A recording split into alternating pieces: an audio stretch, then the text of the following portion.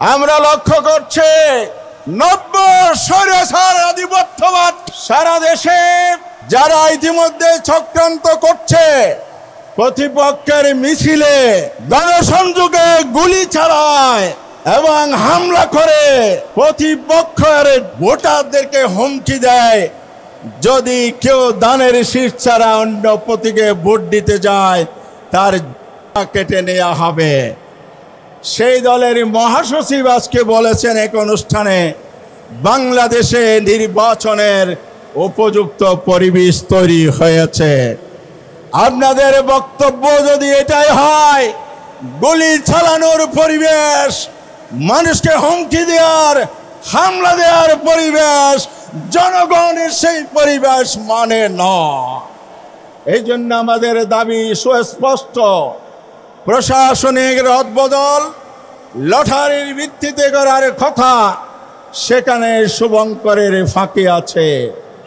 আবার দলীয় তালিকা অনুযায়ী ইউনিয়ন ওসি নিয়োগ করার পায়তারা হচ্ছে, কারণ সরকার নির্দলীয়, সরকারের ভিতরে ভোট আছে। সরিষায় ভোট থাকলে সেই ভোট জনগণ তাড়াবে ইনশাআল্লাহ। লেভেল প্লেইং ফিল্ড নিশ্চিত করা ছড়া গণহত্যার দৃশ্যমান বিচার, স্বৈরাচারের দোষরদেরকে কার্যক্রম নিষিদ্ধ করা ছাড়া নির্বাচনের সুষ্ঠু পরিবেশ হবে না। খুলনা বিভাগীয় এই বিশাল সমাবেশের সম্মানিত সভাপতি, ইসলামী আন্দোলন বাংলাদেশের সংগ্রামী ও সম্মানিত আমির শ্রদ্ধেয় পীর সাহেব সরমনায় সৈয়দ মোহাম্মদ রেজাউল করিম, আজকের এই বিশাল সমাবেশের সম্মানিত প্রধান অতিথি, বাংলাদেশের গণমানুষের নেতা, বাংলাদেশ জামাত ইসলামের সম্মানিত আমির, সংগ্রামী জননেতা ডাক্তার শফিকুর রহমান, আজকের এই সমাবেশে উপস্থিত জাতীয় নেতৃবৃন্দ, খুলনা মহানগরী জেলা সহ আর দলের বিভিন্ন পর্যায়ের নেতৃবৃন্দ, সাংবাদিক বন্ধুগণ, খান জাহান আলীর পুণ্যভূমি খুলনার সর্বস্তরের জনতা, আসসালামু আলাইকুম রহমতুল্লাহ বারাকাতুহু। সংগ্রামী ভাই এবং বন্ধুগণ, আজকের প্রধান অতিথি, বিশেষ অতিথি এবং সভাপতি দেশ এবং জাতির উদ্দেশ্যে বক্তব্য রাখবেন। আমাদের সমাবেশ 5 দফা দাবির ভিত্তিতে সমাবেশ সারা বাংলাদেশের 60টি বিভাগীয় শহরে পর্যায়ক্রমে অনুষ্ঠিত হচ্ছে। গতকাল রাজশাহীতে হয়েছে, এর আগে রাজধানীতে সমাবেশ হয়েছে। আমরা লক্ষ্য করছি বাংলাদেশের জনগণ ফ্যাসিবাদের বিরুদ্ধে ইসলামী জাগরণের পক্ষে নব্য স্বৈরাচার আধিপত্যবাদকে রুখে দেওয়ার জন্য ঐক্যবদ্ধ হয়েছে। সারা দেশে গণজোয়ার তৈরি হয়েছে 8 দলীয় দলের। সংগ্রামী বন্ধুগণ, আমরা দাবি করছি সরকারের কাছে, আপনারা কোনো পলিটিক্যাল গভর্নমেন্ট নন, জন আকাঙ্ক্ষা জুলাই আগস্টের বিপ্লবের জনগণের অভিপ্রায়ের ভিত্তিতে আপনারা দায়িত্ব নিয়েছেন। আপনাদের প্রতিশ্রুতি ছিল সংস্কার, বিচার এবং নির্বাচন সংস্কার আপনারা উদ্যোগ নিয়েছেন, আমরা স্বাগত জানাই।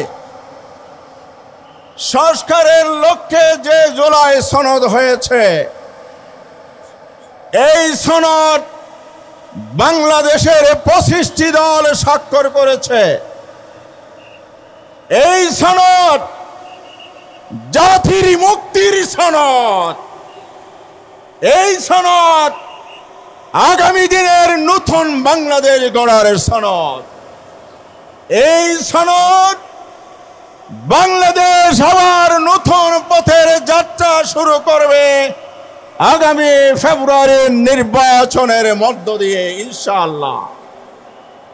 দুর্ভাগ্যজনক হলো সত্য, একটি দল সংস্কারের চলাকালে বিরোধিতা করেছে, অধিকাংশ ক্ষেত্রে নোট অফ ডিসেন্ট দিয়েছে। আবার সনদ বাস্তবায়ন এবং আইনি ভিত্তির ক্ষেত্রে বাধা তৈরি করেছে। বাংলাদেশের জনগণ জুলাই সনদের যে আদেশ জারি হয়েছে, এর মধ্য দিয়ে যে প্রাথমিক আইনি ভিত্তি তৈরি হয়েছে, জনগণের ভোট গণভোটের মাধ্যমে এর চূড়ান্ত আইনি ভিত্তি রচনার জন্য প্রস্তুতি নিচ্ছে।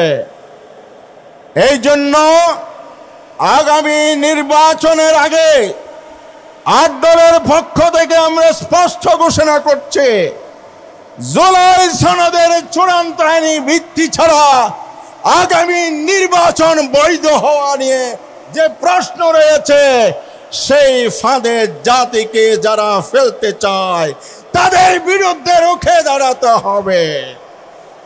এই জন্যই জুলাই সনদকে টেকসই আইনি ভিত্তির জন্য ফেব্রুয়ারির জাতীয় নির্বাচনের পূর্বে গণভোটের দাবি আমরা পুনর্ব্যক্ত করছি।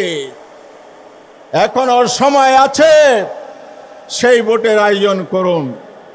আর জনগণকে বলতে চাই, হার পক্ষে ভোট দিতে হবে। যারা ইতিমধ্যে চক্রান্ত করছে, সংস্কারের বিরুদ্ধে অবস্থান নিয়েছে, না ভোটকে পরাজিত নয়, জাতীয় সংসদে আমরা নো করে দেব।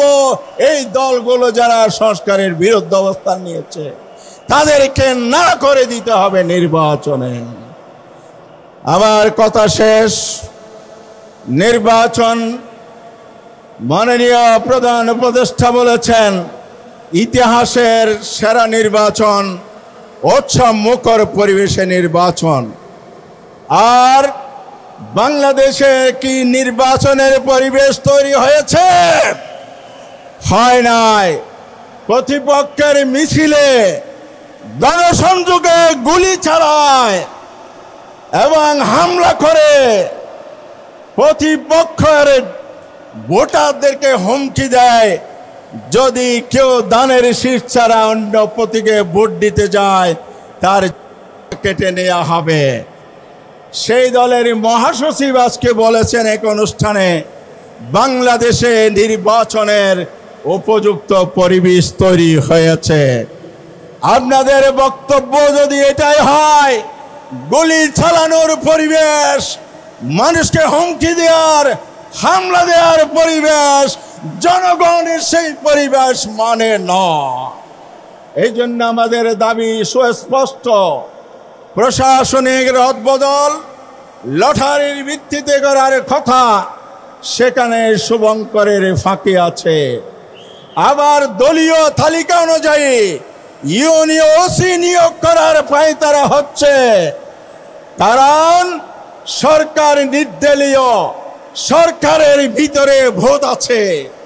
সরিষায় ভোট থাকলে সেই ভোট জনগণ তাড়াবে ইনশাআল্লাহ।